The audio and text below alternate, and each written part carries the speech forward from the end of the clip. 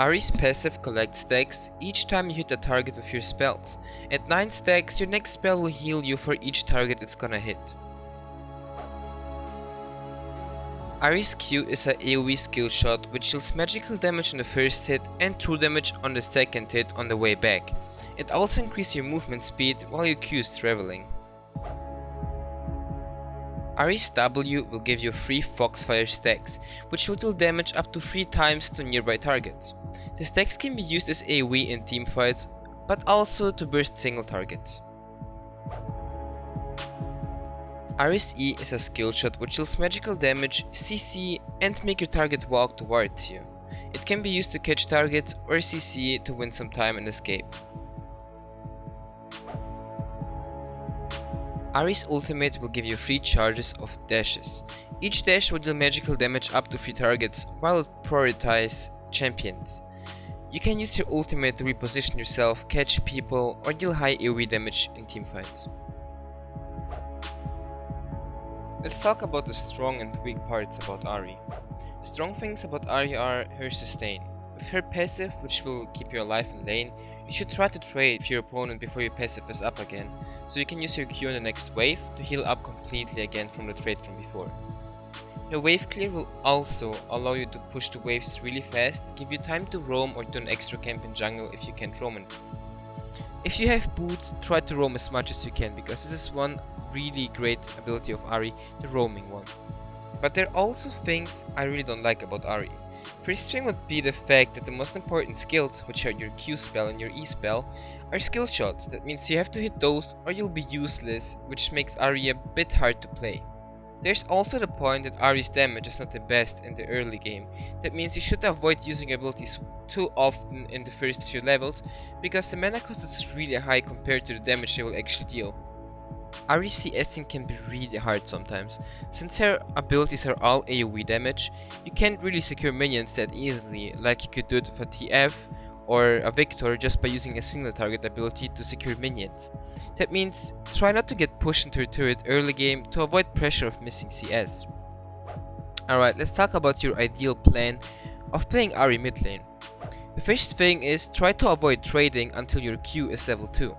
Your Q on level 1 is really weak, it's like an auto take damage, and the hit chance of it is also not the highest if your opponent has some movement. So don't try to hit your Q on level 1, just try to get level 1 your Q, level 2 your E, and then again your Q, and you can start trading. The ideal trade on lane is basically hitting an auto attack on your opponent and throwing your Q on max range. This means he has no really time to dodge it, since it will proc 2 times instantly on max range, because it will hit the first time and instantly go back and hit the second time, and the second time deals true damage. Using your auto attack before doing this means it will also proc your Thunderlords, which will deal a lot of damage to him. Make sure, as long as you have enough damage, you're gonna clear the wave and try to go and do a camp in between the waves. That means you will get a lead of CS and lead off experience if you do camps in between the waves and your opponent will not. The usage of Ahri's E in the right moment can give you a single kill or just set up a really nice gank for your jungler.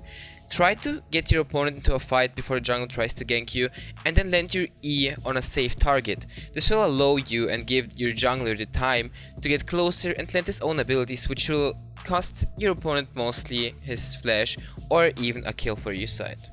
Ahri's level 6 is a really great power spike to just pressure your mid lane or pressure the whole map.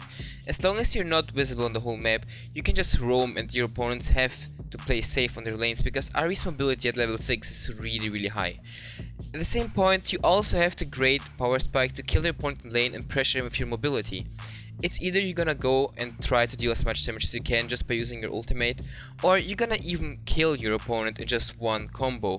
That means if you hit every single spell correctly and you time your ult correctly, try to keep in mind when your opponent's abilities are up and time your ult perfectly for this moment, and you'll be able to dominate your lane or dominate the whole map. The runes that I will discuss shortly can be used in all kinds of situations, be it heavy AD, AP, or even in a tank frenzy game. So for runes I use Marks 9 times Magic Pen, Seals 9 times health per level, Glyphs 6 times CDR per level and 3 times ability power per level, and Quints 3 times AP flat. The priority for Ahri is to acquire 40% CDR with items, so 10% CDR in runes is sufficient. You want to start with leveling your Q, your E at level 2 and your W at level 3. Level your R whenever possible. Your Q is the ability you want to max first, then your W and last your E, seeing as it is mainly used for utility. Next up are the items I recommend you build on Ahri. Regardless of the final outcome of your build, Doran's Ring is the go-to starter item, as it is a no-brainer that it is the most optimal starter item for any AP champion. I split my Ahri builds into two categories. Number 1, playing against a balanced AD/AP enemy team composition, meaning that it is not essential to rush any heavy armor items. In this case, I work towards a Morellonomicon and finish my Sorcerer's Shoes. I then decide whether to go more offensive or defensive depending on the enemy team and how much I am snowballing. If you want to build defensively, you can go ahead and purchase a Luden's Echo, but if you feel the need to be more durable, Zhonya's Hourglass is the best defensive approach. In the end, you will still want both items, but ask yourself what is the best choice for me at this time in the game. If you are, for example, losing versus Zed or Yasuo mid, it might be a better idea to get that Zhonya's before your Luden's Echo. On the other hand, if you are winning really hard versus Nazir, for example, you can snowball your lane by building that extra damage, which in return gives you extra kill pressure, and in this case, Luden's Echo is your best bet. At this point you have 3 items. Now ask yourself if you need magic penetration or raw AP. Have a look at what your opponents are building. Are they stacking them up? In this case, you want to rush a Void Staff first. Otherwise, stick with more AP by building a Rabadon's Death Cap and delay your Void Staff until later. So to recap, your 6 item end build should look like Morellonomicon into Sorcerer's Shoes, Luden's Echo, Zhonya's, Void Staff and Rabadon's Death Cap. The next item build is against heavy AP/squishy teams. The only difference with this build is that it has 2 different items in comparison to the standard Ahri item order we discussed earlier. These are Abyssal Scepter and Rylai's Crystal Scepter.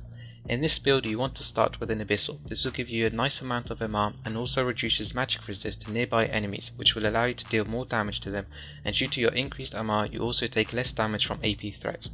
Finish your sorcerers into Luden's Echo, into Zhonya's, into Rabadon's and Rylai's Crystal Scepter at the end. Once you have completed this build, you might want to sell the Abyssal Scepter and buy Void Staff, as Abyssal weakens towards the later stages of the game. Abyssal provides Ahri with that early game power spike, but it is not as effective as the Void Staff that gives more magic penetration, and besides, the small MR boost from Abyssal is not as valuable in the end game.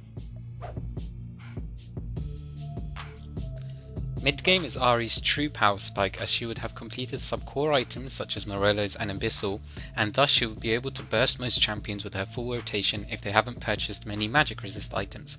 Therefore you should be looking to roam with your jungler to side lanes or into the enemy jungle to make a pick or further pressure the map with your presence.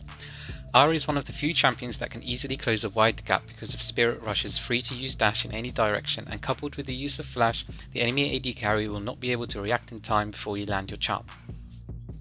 During objective taking, such as Dragon, your job is to zone the enemy team as well as you can with your charm ability, ensuring that you hold it for a small amount of time to lay down that CC threat. In situations where your AD carry has good wave clear like Sivir or Caitlyn, it is optimal for Ahri to split push bot lane, as she'll be able to 1v1 most people and escape dangerous ganks with Spirit Rush. By doing so you will be drawing the enemy team's attention away from your team and allow them to focus on taking down towers, which will open up the map to you greatly. To fully benefit from this strategy, you should push the minions in, then seek to roam into the bot/mid jungle, and look for picks or look to flank the enemy team 4v5 at mid lane, as someone from the opposing team will have to deal with the push at bot lane.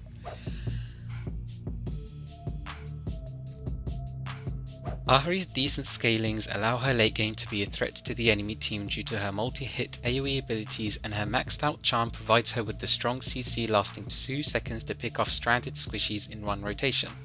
Therefore, Ahri must always be wandering sneakily along the flanks looking for a pick to turn a teamfight into a favourable 4v5.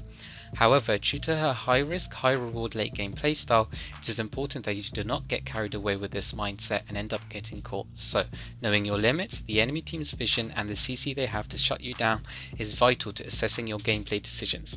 During teamfights, Ahri's true purpose is to be a kite mage that peels for her team using charm, hitting whatever is in sight unless the enemy team's carries are out of position, and using your abilities to maintain a safe distance from danger. If you see an opening, look to Spirit Rush into the fray and dance on the outskirts of the battlefield with her spell, so that if things turn sour, you can use the last remaining dash to exit the teamfight hastily. Make sure to use your ultimate in rotation with your other spells by waiting for the abilities to come off cooldown before spirit rushing another time. This ensures that you maximize your damage output throughout the duration of a hectic, intense and concentrated team fight to come out ahead of your enemies.